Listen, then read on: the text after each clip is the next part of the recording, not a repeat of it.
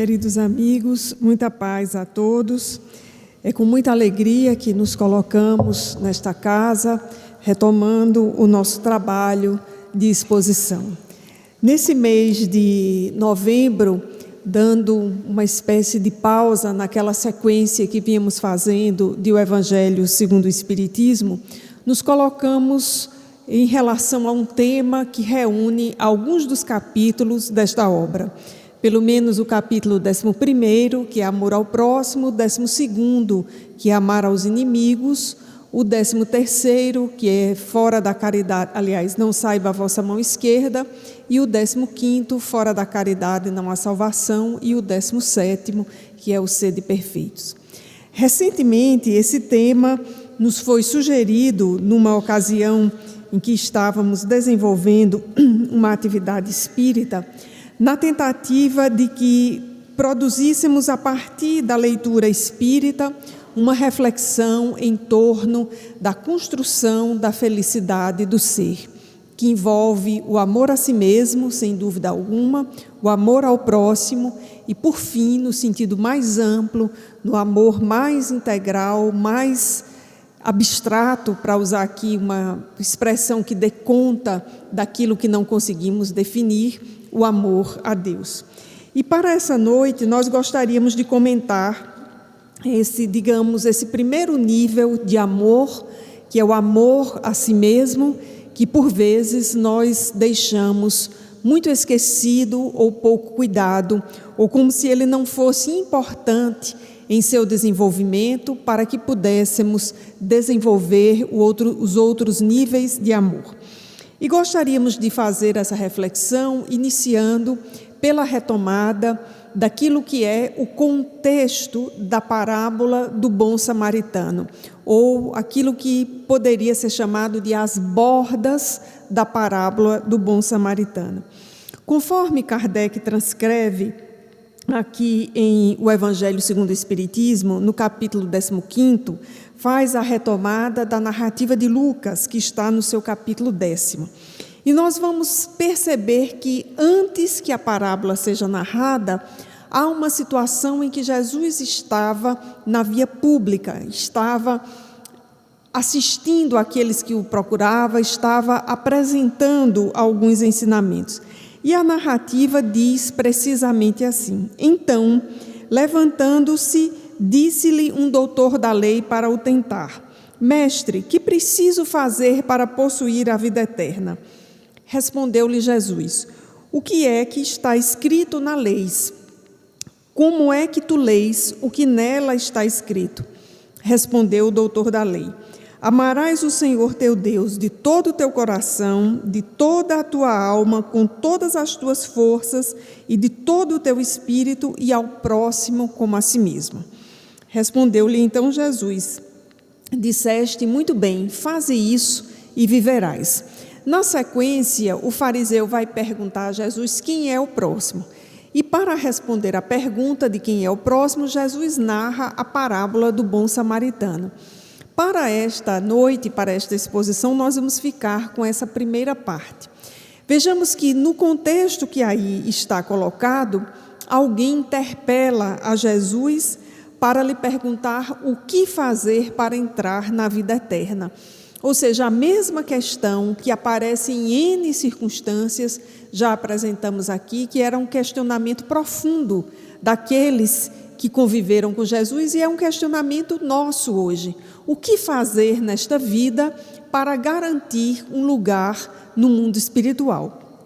Para nós espíritas, a nossa representação talvez mais próxima de Reino dos Céus seja a descrição da colônia Nosso Lar que nós encontramos na obra de André Luiz. Então nós temos uma preocupação comum, poderíamos até dizer que é uma preocupação arquetípica, como aqueles que conviveram com Jesus.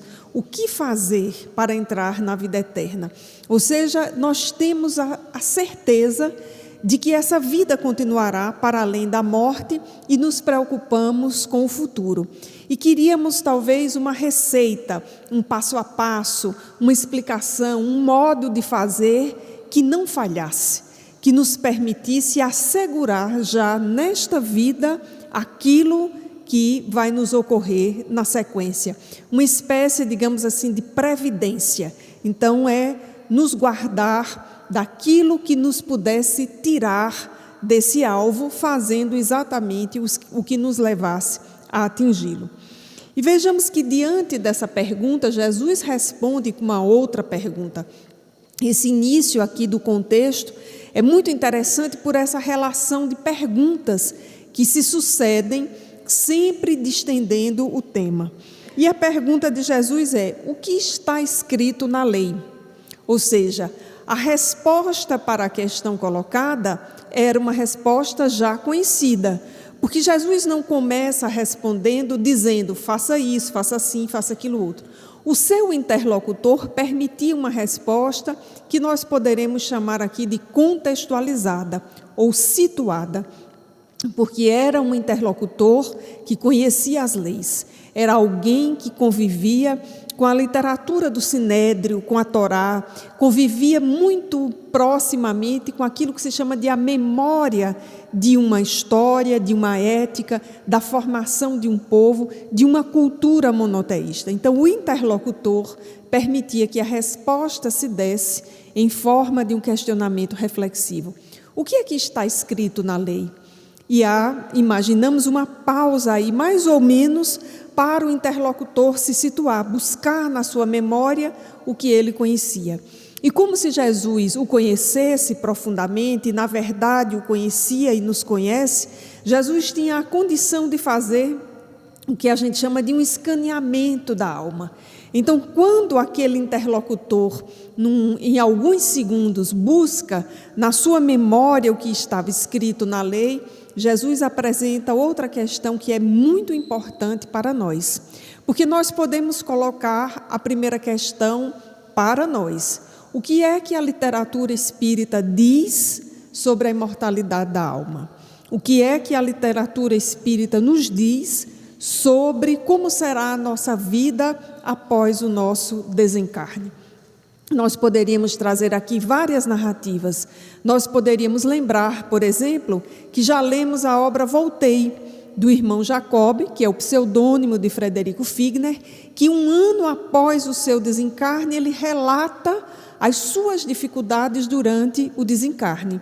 E era aquilo que nós chamaríamos aqui, com todo respeito ao irmão Jacob, um superespírita. Era alguém profundamente engajado, profundamente caridoso, um benfeitor da Federação Espírita Brasileira, amigo de Chico Xavier, um benfeitor das obras de Chico Xavier, e relata, pela mediunidade de Chico Xavier, as suas dificuldades no processo de desencarne, e faz isso, diríamos, com muito sucesso e em muito pouco tempo, 1 ano depois, no livro que se chama Voltei. Se nós nos perguntarmos como será a nossa vida após o desencarne, nós poderíamos dizer: eu já li Além da Morte, de Otília Gonçalves, que foi uma colaboradora da primeira hora na Mansão do Caminho e que relata pela mediunidade de Chico Xavier, de Divaldo Franco, o seu processo de desencarne, o seu processo de despertamento no mundo espiritual.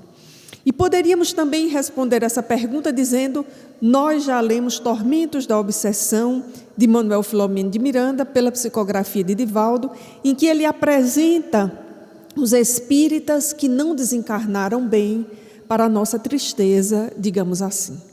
Então, essa é a pergunta de Jesus: o que é que está escrito na lei? Ou o que sabes sobre esse tema? E quando o interlocutor se preparava para responder, Jesus faz então uma pergunta profunda na sua reflexão: como leis o que está escrito?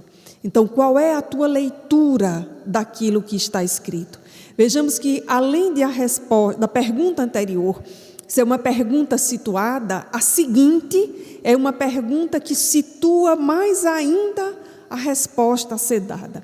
Não bastava saber o que estava escrito na lei, era preciso colocar a sua leitura pessoal. Mais ou menos como se nós disséssemos num segundo para nós mesmos que, imaginemos se irmão Jacob, que era um benfeitor, alguém muito desprendido de seus bens materiais, muito caridoso, passou por inúmeras dificuldades no momento do desencarne. O que se dirá de mim, que sou apegada ao meu corpo, à minha vida, à minha família, ao meu trabalho, que não consigo desacelerar, que não me preparo para a aposentadoria, para a saída de cena, enfim, como eu leio a mensagem que está no livro Voltei? Ou como eu leio a mensagem dizendo assim, não, o doutor Bezerra é extremamente caridoso, acudiu o irmão Jacob, haverá de me acudir. Ou pelo menos um dos secretários do doutor Bezerra haverá de me acolher. A pergunta é, como leis o que está escrito? E nós poderíamos fazer muitas interpretações, até algumas interpretações bem-humoradas. Já tive a oportunidade de dizer isso aqui, porque achei muito bem-humorado, e depois eu encontrei a mesma interpretação no outro lugar, e eu percebi que havia uma espécie de pensamento geral. O nosso amigo Humberto, certo dia, antes de eu entrar aqui na palestra, ele me chamou e disse que tinha feito uma importante descoberta. E eu fiquei esperando que ele me dissesse, porque fiquei curiosa, né? Alguém que lhe chama e diz, eu fiz uma importante descoberta, imediatamente a gente já pensa assim, divida comigo, né? Então Humberto me disse assim, eu descobri que o umbral deve ser um lugar muito bom. Eu disse, por que, Humberto? Ele disse, porque a gente vai tudo se encontrar lá. Né? Então, como leis, né? Então não está lendo o umbral de forma negativa, é um lugar muito bom, nós vamos nos encontrar lá.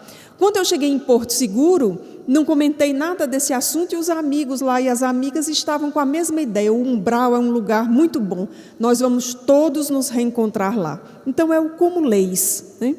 E voltando então à narrativa de Jesus, a pergunta é para o seu interlocutor, como leis o que está lá? Porque não bastava saber o texto, era preciso trazer essa carga emocional, essa carga da história, essa perspectiva pessoal que colocasse um sabor único nessa leitura, quando ela se conecta com as fibras mais íntimas.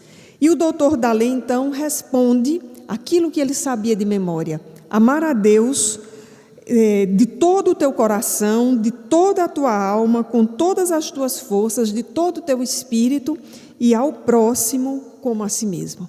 Aí Jesus respondeu dizendo que o problema era simples assim: vai, faze isso e viverás. E nós sabemos que o problema para nós não é simples assim. Esse é o desafio da vida. E vejamos que o primeiro nível é o nível mais difícil.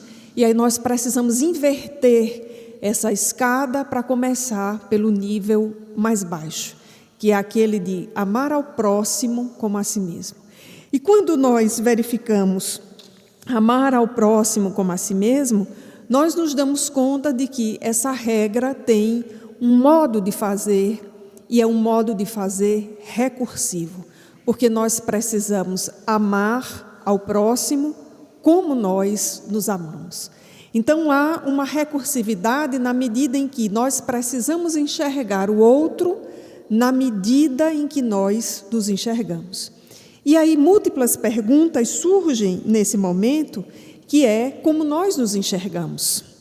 E se o modo como nós nos enxergamos, nós também já transferimos esse modo para o outro, para aquele a quem devemos enxergar. Porque somente quando esse olhar for recursivo, no sentido de que o mesmo valor que nós demos à nossa vida, demos ao outro, nós conseguiremos ir para esse andar de cima, que é o de amar a Deus de toda a alma, de todo o coração, com todas as forças, enfim, amar a Deus em todas as circunstâncias, sejam circunstâncias favoráveis ou circunstâncias adversas. Nessa matéria, que tem, pela data de hoje, por volta aí de uns 4.000 anos, porque quando Jesus perguntou isso ao doutor da lei, esse conhecimento já estava ali na história da humanidade, no Ocidente, naquele povo monoteísta, por uns 2.000 anos. Então, nós temos em torno de 4.000 anos lidando com essa questão. E precisamos nos perguntar, como espíritas, o que faremos para enfrentar esse amor a nós mesmos. Porque, de modo geral, esse amor oscila entre dois polos de um mesmo contínuo. Ou nós nos amamos egoisticamente, de forma tão profunda, com todas as forças, que nós não conseguimos enxergar o outro. Ou nós vamos para o outro polo, que é o polo da menos-valia, em que nós nos desvalorizamos em profundidade. E quando dizemos nos desvalorizamos em profundidade, não é naquele sentido em que Chico Xavier disse sobre si que ele era um cisco. E eu tenho voltado muito a essa frase de Chico, eu acho essa frase muito bonita, e às vezes eu já disse, todos nós espíritas de alguma forma dizemos assim, se Chico era um cisco, imagine o que eu sou, né?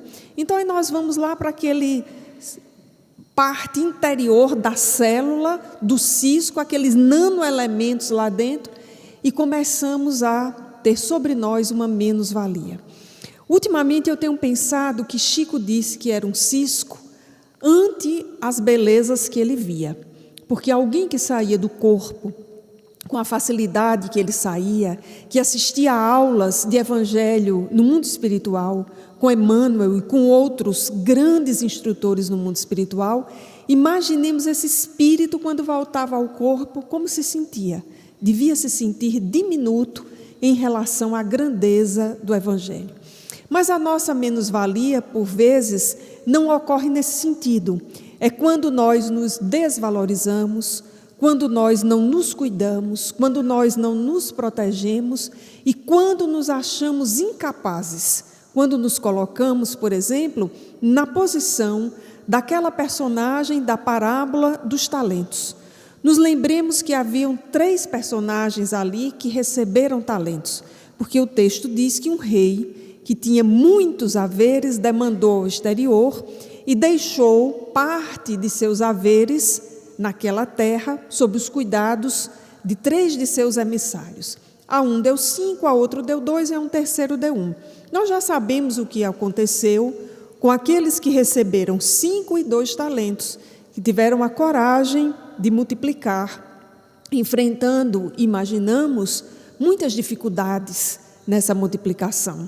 Mas há aquele que, considerando-se menos, talvez, capaz, ou uma outra possibilidade, temendo em profundidade o seu Senhor, resolve por aquilo que era, digamos, em sua lógica, o mais seguro, mas era também o que demandava menos esforço. Guarda o talento e não multiplica, que é uma perspectiva de menos-valia, não colocar as suas forças para desenvolver as habilidades da vida. Então, de modo geral, nós estamos ainda muito confusos nesse alto amor. Até porque desejamos muito ser amados. Esse é o sonho de todos nós. Nós desejamos ser amados em nossos defeitos, em nossas dificuldades, com os nossos problemas, com o nosso mau humor, ou como se diz aqui no Nordeste, com o nosso lundum. Até naquele dia que a gente amanheceu cheio de lundum, a gente quer ser amado como se nada houvesse acontecido. E sempre em intensidade, em profundidade. Então é uma seara em que nós temos ainda muitas complicações, porque nós lidamos ou com o egoísmo ou com a menos-valia, que é o extremo, o outro oposto, desejando que pelas terceiras pessoas, as que estão em nosso entorno, não obstante sejamos egoístas ou estejamos na menos-valia, sejamos profundamente amados. E a questão que nos surge agora é: o que o Espiritismo nos diz sobre isso? E necessariamente, fazendo a leitura espírita, nós precisamos voltar para as palavras de Jesus. E nos recordamos que Joana de Ângeles, no livro Em Busca da Verdade, nos apresenta a parábola do filho pródigo, também narrada por Lucas, nos permitindo uma conexão com a literatura espírita. Nos lembremos que, na parábola do filho pródigo, nós temos um primeiro momento, que é aquele momento em que se dá o equilíbrio. Os filhos, os 2 filhos, o mais novo, que vai ser reconhecido ao final como filho pródigo, ele está com o seu irmão junto ao seu pai, ou seja, em família. O texto diz que eles estão na casa, porque o pai era dono de uma grande vinha, ou seja, tinha um grande negócio, era alguém pródigo. E, na sequência, o filho mais novo, ele pede a sua parte na herança.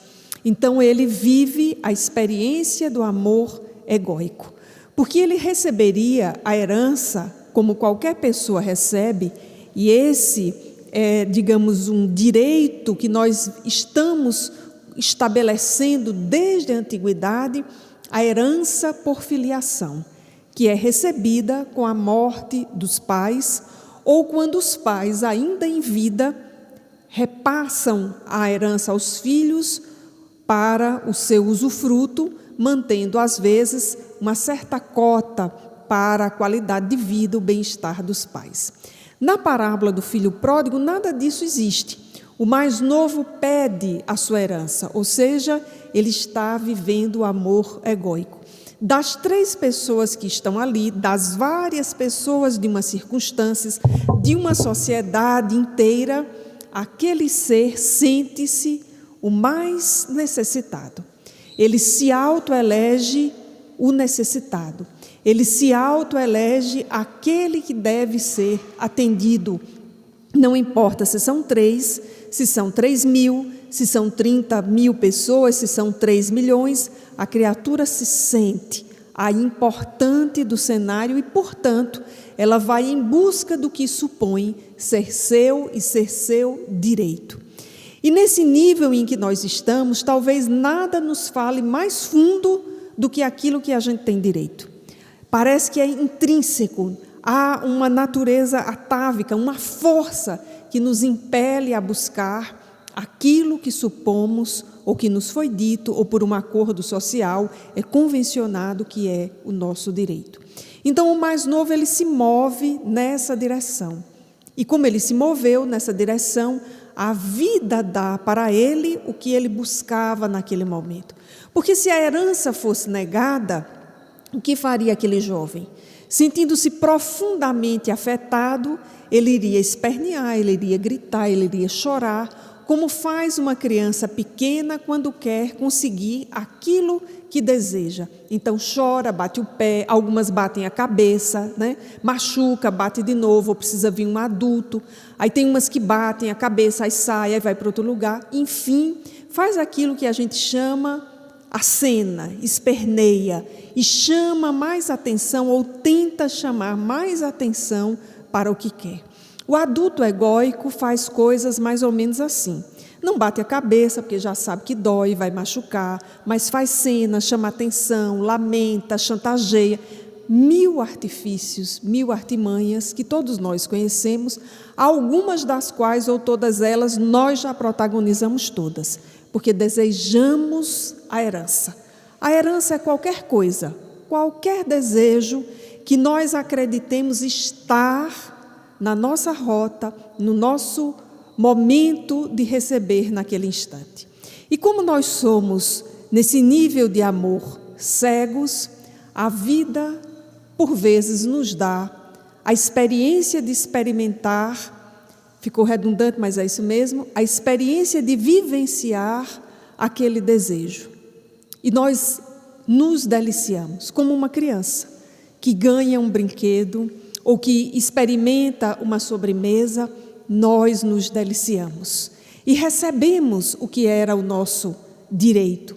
E vamos então experimentá-lo, mais ou menos como o filho pródigo, que saiu de casa, rompeu laços, foi para terras distantes, vivenciou, aproveitou aquele momento, até que o brinquedo quebra, a sobremesa acaba, o tempo muda, a estação muda, enfim, o cíclico da vida se dá e nós nos damos conta que aquilo que nos preenchia num determinado momento já não nos preenche mais. E que quem compartilhava do brinquedo, da sobremesa, da experiência conosco, por vezes já foi, porque cansou, porque achou que tinha outro direito, enfim, porque a vida sempre segue o seu fluxo. E aí nós nos encontramos na posição do filho pródigo. E agora? Né? Acabou o brinquedo, né? Mais ou menos como o poema de Drummond. E agora, José? A luz apagou, o fogo sumiu, tudo se dissipou. O que fazer nesse instante? Esse momento ele é muito delicado quando nós estamos vivendo o amor egóico. Porque quando a luz apaga, quando some, quando o brinquedo acaba, nesse momento, se nós não tivermos muita ou alguma reflexão, pelo menos, nós podemos ir para o outro polo, que é o polo da menos-valia, que é para onde foi inicialmente o filho pródigo. Ele passa aquele momento em que a herança tinha acabado, o texto diz que adveio uma seca, não tinha mais amigos, e ele vai então trabalhar em condições indignas para a sua origem, comparadamente. E aí ele passa um tempo naquela condição, trabalhando, segundo o texto, indignamente. E esse é o momento em que a menos-valia pode criar as suas raízes. É um momento também muito propício para algumas crises depressivas, para dificuldades emocionais, para dificuldades de estabelecer novas relações, de estabelecimento de novos laços. E é muito nesse momento em que, na menos-valia, nós elaboramos duas respostas. Nós vamos colocar a culpa nos outros, nos amigos, no pai que não avisou que o dinheiro ia acabar, alguém que deu o brinquedo, mas não disse que o brinquedo se quebrava. E nós vamos num processo de terceirização de culpa que pode se estender, às vezes, aqui metaforicamente dizendo, até Adão e Eva. Porque o importante é colocar a culpa em alguém e nós vamos sempre achar a quem culpar, a quem transferir a responsabilidade. É uma menos-valia, porque nós não nos colocamos como protagonistas na cena. Nós não nos trazemos de forma reflexiva, e a pergunta de Jesus tem todo sentido. O que está escrito na lei, primeiro item, e segundo, como leis. Então, nós não nos colocamos nessa condição de protagonista, como lemos. A outra possibilidade da menos-valia é quando nós nos sentimos as vítimas, os coitados. O brinquedo quebrou, a luz apagou, o fogo sumiu, tudo ficou escuro, a situação mudou e nós somos os coitados do processo. E quando nós nos colocamos assim, e com muita facilidade nós nos colocamos nesse lugar, porque atrai olhares, ou pelo menos gera um discurso sobre nós mesmos, nós estamos na menos-valia. Nós estamos no desamor para conosco mesmo, assim como estávamos no egoísmo. Porque enquanto estávamos no amor egóico, nós vivemos a experiência e não cuidamos de nós.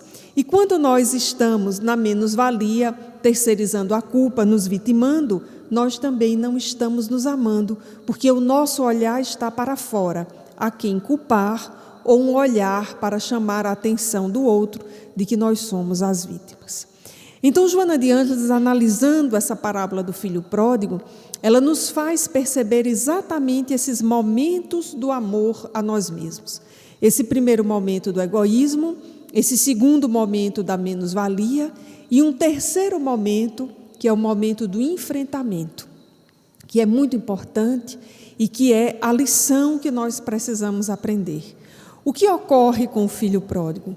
Quando ele fica naquela situação que o texto diz que assumia um trabalho que era indigno da condição humana, porque a refeição que lhe era dada era uma refeição inferior à dos animais, o filho lembra-se da sua origem, lembra-se da sua identidade, lembra que ele tinha um pai, que haviam valores cultivados na sua família de origem. Ele faz um processo de reconstituição da sua historiografia. Isso é muito importante. Quando nós reconstruímos a nossa historiografia, nós vamos nos identificar como filhos de Deus. O título do livro de Joana de Ângeles, de 1986, para nos lembrar essa filiação divina. nos lembrar essa condição de que nós somos filhos da luz, como gosta de dizer a nossa amiga Socorro Paz, nós somos lucigênitos, filhos da luz. Muitas vezes a nossa dificuldade na historiografia pessoal está no encontro com as ações exacerbadas, com as ações desequilibradas. E é aí onde muita gente tomba. Porque quando nós começamos a recompor esse processo de auto-amor, para chegarmos no auto-encontro com a filiação divina, nós nos encontramos necessariamente com os nossos atos equivocados, que precisam ser acolhidos, que precisam ser ressignificados, que precisam ser redimensionados e colocados como pauta de um processo de recuperação. E nos lembramos aqui agora de Allan Kardec, em O Céu e o Inferno, na primeira parte, quando ele trata da noção de erro para o Espiritismo e diz, e apresenta, melhor dizendo, a tese do arrependimento, da reparação e da expiação, se necessária. E essa tese de Kardec, ela é fundamental, porque ela é uma tese de fundo psicológico e, digamos que antecipa-se, coloca as bases para o trabalho de Joana de Ângeles, que vai nos apresentar a diferenciação entre remorso e arrependimento, entre culpa tóxica e resignação dinâmica. De modo geral, nós caímos nesse processo na culpa. Nos culpamos extremamente, o que é um sintoma de paralisia. Porque quando nós estamos culpados, de modo geral, nós nos sentimos paralisados. Ou, como sempre lidamos com o avesso e o direito, ou nós nos sentimos paralisados, ou nos achamos super-homem, mulher maravilha, e vamos recompor a situação imediatamente. Desejamos, pelo menos, temos alguns arrobos para isso, nos esquecendo da noção de processo, de recuperação, de acolhida. Então, Allan Kardec nos fala do arrependimento como um processo de autoencontro. E nesse processo de autoencontro, o estabelecimento da pauta da recuperação. E quando nós voltamos lá para o filho pródigo, na narrativa de Jesus, conectando com a apresentação de Joana de Ângeles em Busca da Verdade, nós vamos perceber esse desenvolvimento de um amor a si mesmo com equilíbrio, que é o que nos escasseia. Então, nem se vitimizar, nem transferir as responsabilidades. Um processo de desenvolvimento de amor a si mesmo, que na parábola começa pela reconexão com os valores essenciais, com a identidade. Então, o filho pródigo, na sua pauta de recuperação, aparece primeiro voltar à casa do pai, ou seja, refazer os laços, apresentar o seu pedido de desculpas, não é exatamente por ter sacado a herança antes, é por ter rompido com os laços de identidade. Então esse é um primeiro momento, com a consciência de que poderia não ser recebido, porque o texto de Jesus nos dá indícios de que o filho pródigo volta a esse processo com a certeza de que ele iria reapresentar-se para ser um trabalhador da casa de seu pai. Não era para ser recebido como um filho, porque ele havia rompido com a sua identidade. E ele volta, então, no seu processo de arrependimento e de reparação para a casa do pai. Como o pai é magnânimo, o pai percebe o seu movimento antecipadamente e faz o movimento da inclusão, colocando-o novamente no seio daquela família, ou seja, dentro da casa, incluindo e presenteando-lhe com roupas novas, sapatos novos e um anel, uma mandala, que é o símbolo dessa união.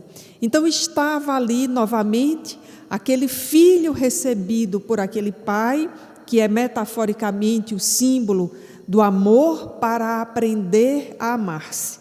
E aí, a essa altura da palestra, quem pensou na seguinte relação, está acompanhando a palestra e entendeu o tema. Quem pensou na relação que, para amar-se, é preciso amar os pais, acertou no alvo.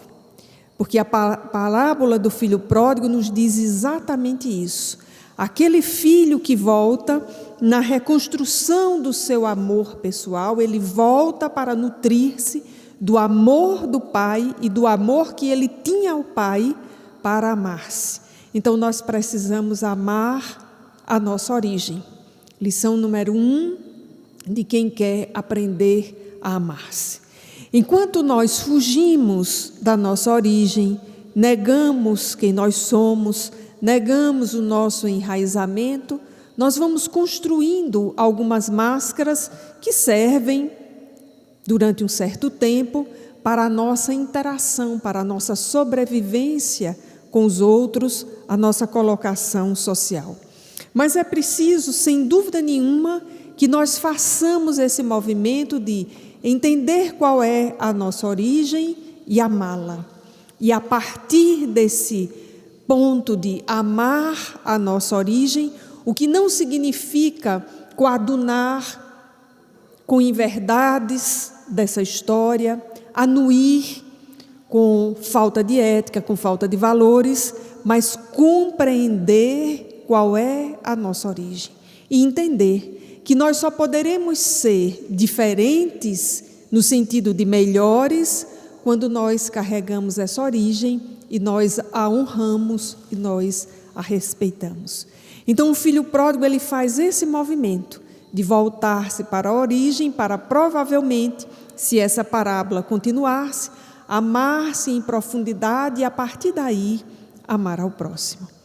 Quando nós voltamos para o Evangelho segundo o Espiritismo, deixando a narrativa de Lucas de lado momentaneamente, nós observamos que Allan Kardec faz algo genial nesse sentido. Vejamos que quando termina no Evangelho a explicação das bem-aventuranças, no capítulo 10, o 11º é amar ao próximo como a si mesmo. Então, antes de amar ao inimigo, de fazer a caridade, Kardec nos traz o capítulo Amor ao Próximo. E aí tem um texto belíssimo chamado A Lei de Amor, com 2 itens, um deles, um texto do Espírito Lázaro, que nos diz que o Espiritismo nos traz essa lei de amor restaurando a mensagem de Jesus. Aí Kardec organiza isso. E quase nunca nós damos foco a essa organização, porque depois de amar ao próximo, mais ou menos como se Kardec estivesse nos dizendo, esse é o alvo, e é recursivo, é ao próximo como a si mesmo, aí vem a meta maior, que é amar aos inimigos. Provavelmente, uma meta para o mundo de regeneração, para as próximas existências, mas está lá, está no nosso radar, amar aos inimigos. O 12º, aí o 13º é, não saiba a vossa mão esquerda. Vejamos a didática de Kardec, nos mostrando que, para que nós façamos a caridade, que é o capítulo onde está o texto belíssimo sobre os infortúnios ocultos, nós precisamos nos amar. Porque já é até estereotipado aquela narrativa que fala das pessoas na casa espírita, na igreja católica ou evangélica, na ONG, no serviço público, seja lá onde for, no comércio, de alguém que trata mal o outro no próprio serviço em que está. Alguém que atende mal, um professor que está profundamente aborrecido dando as suas aulas, um médico, um atendente, um balconista, a pessoa que vem fazer a sopa, o que vai distribuir o pão na rua, o que varre a rua, enfim, é estereotipado e é real. Aquele que não sabe o que a mão direita faz, porque está sempre ocupado e não consegue lidar com essa relação de saber que na vida nós precisamos servir. Então, uma mão, embora seja necessária do ponto de vista da nossa mecânica que a outra esteja junto, o texto nos traz a metáfora de que nós não precisamos ficar com esse olhar intenso de preocupação. Kardec nos traz isso no 13º capítulo. Aí o 15º é fora da caridade não há salvação. Vejamos que escala didática. Amar a si mesmo, saber que precisa amar ao próximo. Aí depois não saiba a vossa mão esquerda o que faz a direita, ou seja, a questão do talvez a palavra que fosse discrição para essa relação, para depois, digamos assim, por fim, o ápice é fora da caridade não há salvação. E aí não existe caridade sem amor. E aí quem lembrou-se aqui do texto de Paulo, na sua carta aos Coríntios, aquele texto dificílimo de compreender e de traduzir, sempre penso nos tradutores quando eu me lembro desse texto, porque que palavra caberia melhor em português, inglês ou francês, ou seja, qual for a língua, para traduzir o sentimento de Paulo, que tanto pode ser amor como pode ser caridade. E o que seria caridade se não fosse exatamente amor? Então, um texto que, para além de lindo, é um texto difícil de traduzir, porque ele permite esses múltiplos significados. Qual é a melhor tradução? É amor ou é caridade? Depende do contexto. Pode ser amor, pode ser caridade, pode ser amor e caridade ao mesmo tempo. E aí, quando Kardec já fez todo esse percurso no Evangelho segundo o Espiritismo, ele nos leva, então, ao capítulo 17, Sede perfeitos. Então, como ser perfeito se não nos amamos? Como ser perfeito se não nos lembramos que, por mais que nos amemos, mais corretos sejamos, mais íntegros sejamos, precisaremos necessariamente amar aos inimigos. Como ser perfeito se não praticarmos a caridade? E aí, nesse capítulo belíssimo do Evangelho, que tem o homem de bem, os bons espíritas, nós vamos encontrar, por fim, é o último texto deste capítulo intitulado Cuidar do Corpo e Cuidar do Espírito. Vejamos que texto, que basta o título maravilhoso para um livro que tem 160 anos. Não foi um livro escrito para quem está hoje em dia nas academias, na atividade física. Não foi um livro escrito para atender às demandas dos consultórios, dos psicólogos apenas, mas é um livro que fala das nossas necessidades, dos nossos desafios. É um texto do Espírito Jorge, de 1863, e recentemente eu venho relendo esse texto pela atualidade que ele tem, e nesse assunto do amar-se a si mesmo, ele é extremamente pertinente. Cuidar do corpo e cuidar do espírito. E o texto inicia dizendo que a perfeição moral não está na maceração do corpo. E aí nós podemos entender isso com várias referências. Se nós voltarmos à Idade Média, nós entendemos que esse texto está perfeito. Não era aquela maceração do silício, dos sacrifícios que eram estimulados nos conventos que residia a perfeição moral. Nós sabemos, as biografias são inúmeras de muitos que fizeram isso e não eram espíritos superiores. Nós podemos trazer esse texto para os dias de hoje e nos lembrarmos das notícias que passam na Semana Santa, das comemorações da Semana Santa em alguns lugares no Oriente e também em alguns lugares no Brasil, em que as pessoas se flagelam. A perfeição moral não está nisso. Ainda que possa existir para aquele que assim o faz no seu processo evolutivo algum valor, mas a perfeição moral não está nisso. Nós poderíamos pegar essa frase inicial desse texto e pensar em todo o comércio em torno de uma vida saudável, daquilo que tem de malhar, de ir para academias, e verificaremos que a perfeição moral não está nisso. E aí vejamos o que o Espírito George nos diz mais adiante. 2 sistemas se defrontam, o dos ascetas e o dos materialistas. Exatamente o sistema daqueles que desejavam isolar-se do mundo, não ter nenhum contato, viver de forma absolutamente diferente do que propõe a vida na urbe, na cidade, os desafios em sociedade, na vida contemporânea. E o outro sistema, exatamente o sistema dos materialistas, o culto ao corpo em todas as circunstâncias. E ao afirmar isso, o Espírito vai nos dizer em seguida que o Espiritismo veio nos mostrar que é preciso cuidar do corpo e cuidar da alma. Vejamos que afirmação importante, nos ensinando a nos amar.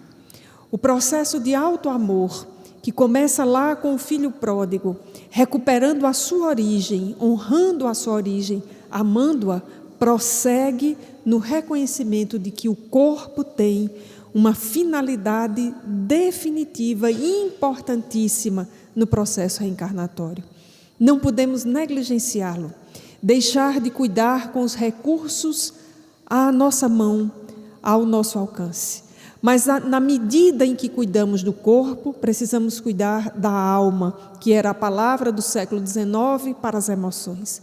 Precisamos cuidar das emoções, precisamos cuidar do espiritual, precisamos empreender um processo de autocuidado a fim de que possamos seguir adiante na nossa existência.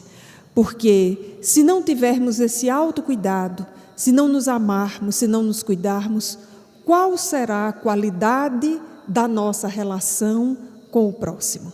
E nós estamos num nível na Terra em que ainda é muito importante, é decisivo para o nosso processo reencarnatório estar no meio daquele contínuo. Não é uma relação egoística para conosco e de modo algum é a menos-valia. Nós precisamos integrar em nossa vida o cuidado para conosco, para com as nossas emoções, para com a nossa dimensão espiritual e para com a expressão das nossas emoções e da nossa dimensão espiritual, que é o nosso corpo.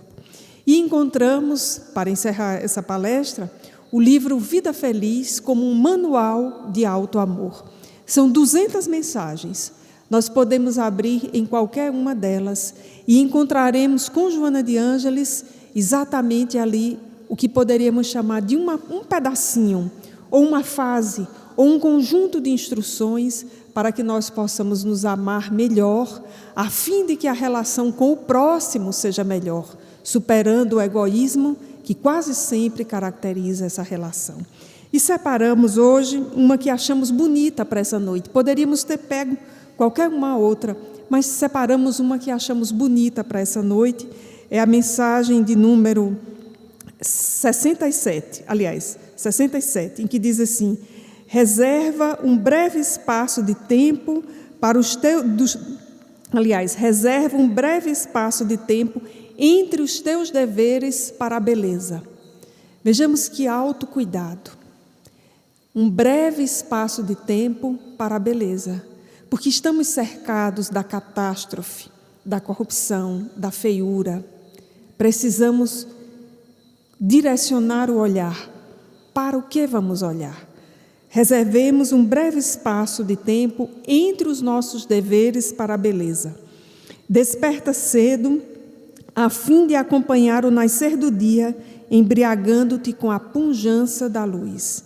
Caminha por um bosque silenciosamente, aspirando o ar da natureza. Movimenta-te numa praia deserta e reflexiona em torno da grandiosidade do mar. Contempla uma noite estrelada e faz mudas interrogações. Contempla uma rosa em pleno desabrochar. Detente ao lado de uma criança inocente. Conversa com um ancião tranquilo. Abre-te à beleza que há em tudo e adorna-te com ela. E dizendo isso, Joana de Ângeles não está nos estimulando ao ócio, porque nos lembramos de que na Lei de Sociedade, em O Livro dos Espíritos, está posto de forma clara: o repouso é parte da lei do trabalho e precisamos dele como vitalidade para o trabalho que nos aguarda. Que possamos então, amigos, nos sentirmos estimulados ao auto-amor, como fez o filho pródigo. Muita paz a todos.